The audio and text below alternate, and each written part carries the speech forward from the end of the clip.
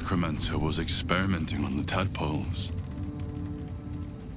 But they were already imbued with Netherese magic. So where did that magic come from?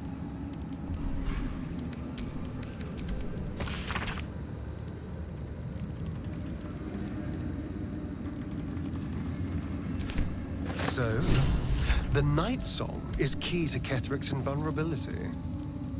Night Song? Not exactly a name I'd associate with the Absolute.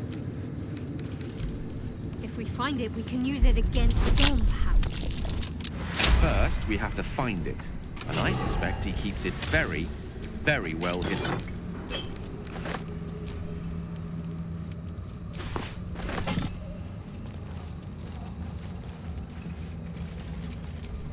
Let's get going.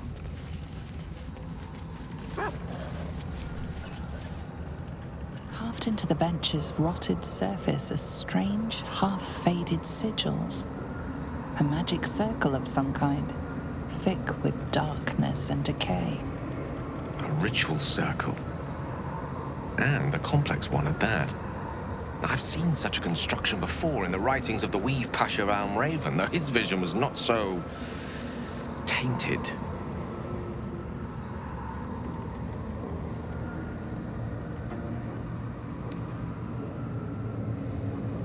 It's inert, if that's what you mean.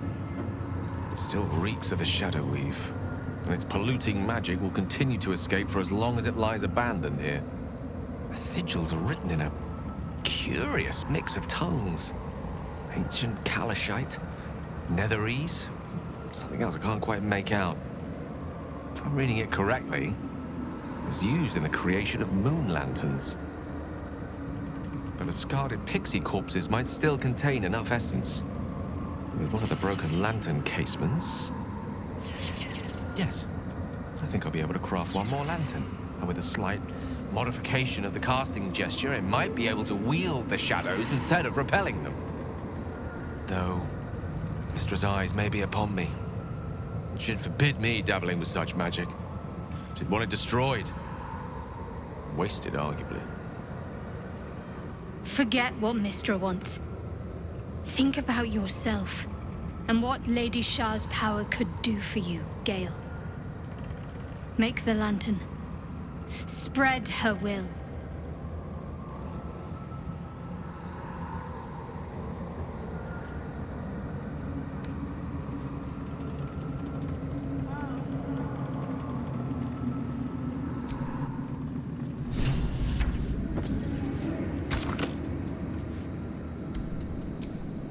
Elminster's not around, so it might as well.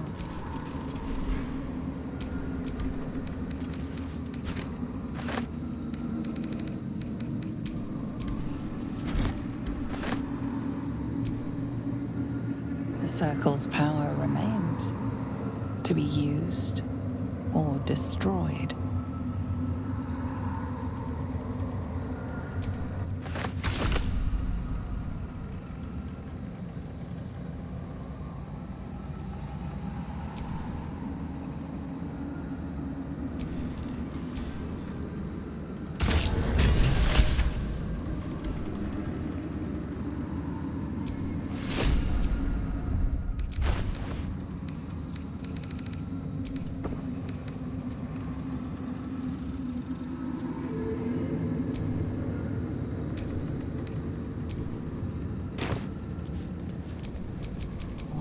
And meat.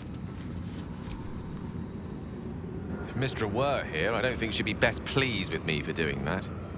She was always rather fond of pixies. Still, I'm sensing no signs of any divine retribution incoming. Not quite sure what to make of that.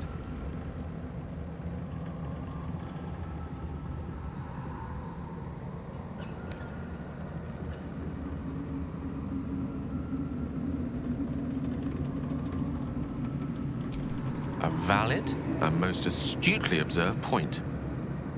So long as I have her mission ahead of me, I suspect she'll not want to distract me with any undue moralizing. It may not be the most savory kind of magic, but it will taste sweet enough if it brings us to the heart of the Absolute in one piece.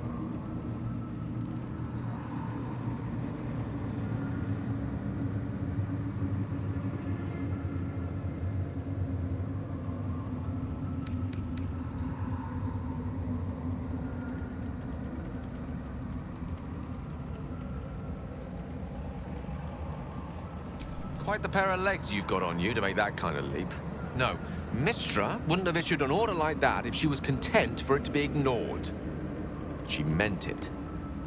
Perhaps so much so that she's willing to overlook transgressions like this. Now come. Best keep moving. We have many more shadows to face before we reach the heart of the Absolute.